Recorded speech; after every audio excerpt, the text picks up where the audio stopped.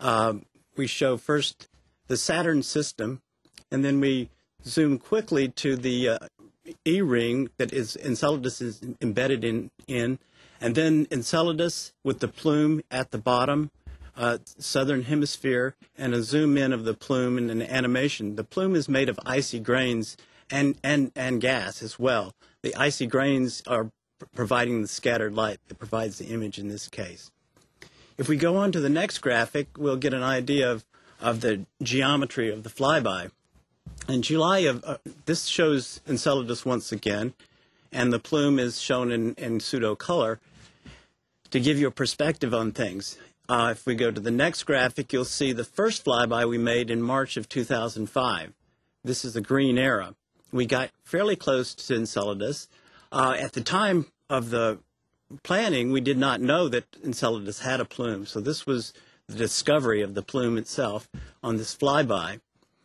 We were fairly lucky in getting close enough to see the plume and understand what was going on. And in the second graphic, once we knew the plume was there, we had the opportunity, going on to the next graphic, we had the opportunity to target this, particularly for getting very close to taste and smell the plume itself. The composition was the main thing that we were going for. You see, we came within 50 kilometers, quite close, and then we proceeded out along the plume axis. If we could go to the animation, you'll get a better idea of what that sequence looked like. Here we're coming in from the north in this sequence with the spacecraft. We'll get very close to the planet. We're moving in a direction to maximize the composition measurements during that flyby, pass by, and then on the way back out, we did the thermal infrared measurements with the composite infrared spectrometer. So these are the two important observations that were made. The plume shown in this particular graphic here was where we were really looking at the composition. And if we can transition from there to the first piece of data from the ion neutral mass spectrometer in the next figure, then you'll get an idea of how rapidly the rise in water density occurred as we moved over the plume. So you can see the density increase very dramatically as we moved over the plume. But water was not the only constituent that we saw. If we go on to the next graphic, we can get an idea of what the taste and smell of the plume. I said the line I used earlier was it's carbonated water with the essence of natural gas, which is not far from the facts in this case. Water vapor was the major constituent. There was methane present. There was carbon dioxide. There was carbon monoxide. There were simple organics, and there were more complex organics. The simple organics were composed of materials such as acetylene, hydrogen cyanide, formaldehyde, and ethane. The more complex organics included things such as propane, propyne, and acetonitrile. So those are the constituents we saw. Now, the question that one would ask is, where did the organics come from? Of course, natural gas comes from decaying organic or biological matter on Earth, but this is not the conclusion we reach for Enceladus. Another possibility is the interior, the geochemistry going on in the interior. That can also produce organics. However, if we go to the next graphics, the simplest explanation is that the composition of the plume is very much like the composition of a comet. If we're looking at the abundance, and the different bars show the abundance level. So there was 90% water, there was a little bit of methane, there was carbon monoxide, carbon dioxide is shown here, and then the simple organics and the more complex organics. They're all shown with the bars and they're labeled. Then we show with the brackets what the composition, the variability in the composition of comets might be in the same situation. So we can see that it's quite similar to the comet composition. Finally, one would ask about the astrobiological potential. Does the fact that it looks like a comet decrease our interest in the astrobiological potential? And the answer is absolutely no. Organics are one of the three ingredients that we need, or that we use as a measure of astrobiological potential, and the organics are clearly there in abundance beyond what we expected. In addition to that, one would be looking for liquid water and for a source of energy. And to discuss that aspect of things, I'll defer to John Spencer. Thanks, Hunter. Yes, we've been looking at Enceladus in a very different way using the composite infrared spectrometer on board. And this looks at the surface of Enceladus and measures the temperatures and the heat radiation there. So the first graphic that I have shows the view of Enceladus we got the last time we flew past in 2005. And you see the thing that really blew us away when we first saw this is down at the South Pole. You have this very bright glow of heat coming out of the South Polar region. And if we go to the next graphic, we can put this in some context, because we also, with the Cassini cameras, got some pictures of the South Polar region during that flyby in 2005. And we see these 4 diagonal fractures, huge fractures, about 80 miles long, cutting across the South Polar region.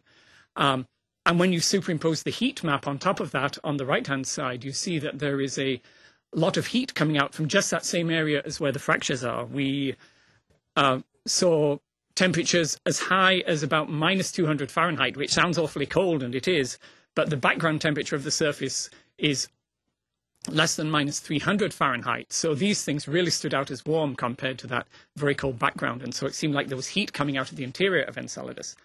So on this new flyby, having made this discovery last time, we really wanted a closer look. And what we did is, from much closer to Enceladus, after Hunter made his measurements, we were able to scan that region inside the white box to see more detail. And the next graphic shows what we found. This is now the new data from that region inside the white box, showing now we see the heat coming out along each of those fractures individually. We see a great deal of detail here. We see a continual line of heat radiation along the fractures, but a lot of variation, some areas being much brighter than others. We see some areas that are not on these main tiger stripe fractures at all, but up in the right-hand corner, there's interesting other stuff going on. This is a beautiful map of where the action is on the South Pole of Enceladus. Now, the composite infrared spectrometer doesn't just take images like this. We get a spectrum at every point, and that allows us to measure the temperature fairly precisely. And we just happened to get lucky that our best data was over the brightest tiger stripe. That's what we call these fractures, down in the lower right corner. And so there we were able to get a nice temperature measurement, and we saw temperatures as high as minus 135 degrees Fahrenheit, which again sounds pretty cold, but this is enormously higher than the background temperature, less than minus 300 Fahrenheit, and means we have a great deal of energy being delivered to the surface in this region. And so this is really interesting, because if we're seeing temperatures up to minus 135 degrees on the surface, we know it's going to be even warmer below that. And it's not out of the bounds of possibility that somewhere down below we're getting temperatures up approaching the temperature of liquid water. Whatever is producing this heat on the surface is going to be producing even more heat underneath. So we're not seeing liquid water or those temperatures, but everything we see, as the closer we look, the more energy we see, the higher temperatures we see, and it's entirely possible that there's going to be liquid water not too far below the surface of these warm fractures. Now, we have other data that we've taken recently with the Cassini cameras, which allows us to locate exactly where these geysers are coming out of. And the last graphic shows those locations. This is from previous work done by the Cassini imaging team, showing the main sources of the jets coming out of the South Pole, these geysers. And you see that there's quite a nice correlation with where the heat is coming out. The fractures the plumes tend to be coming out of the warmest points on the fractures. And so we're really beginning to get this very comprehensive picture. We have images of the surface to see the geology. We can see where the plumes are coming from. We can see where the heat is coming from. Other Cassini instruments are measuring the composition of the surface directly. But we have even more ways of observing the plume, and because there's so many wonderful instruments on Cassini that can look at the plume in so many different ways. And Larry Esposito will talk about some new results from another of the Cassini instruments. Yes, thank you, John. So I'd like to talk about the results from the ultraviolet imaging spectrograph, and that sort of investigation is a little bit different from the previous two. Instead of going into the plume and measuring it as Hunter did, or looking at the surface and measuring that with a spectrometer, instead we watch a star as it passes behind the plume. And in the visual that you're seeing here, the horizontal green arrow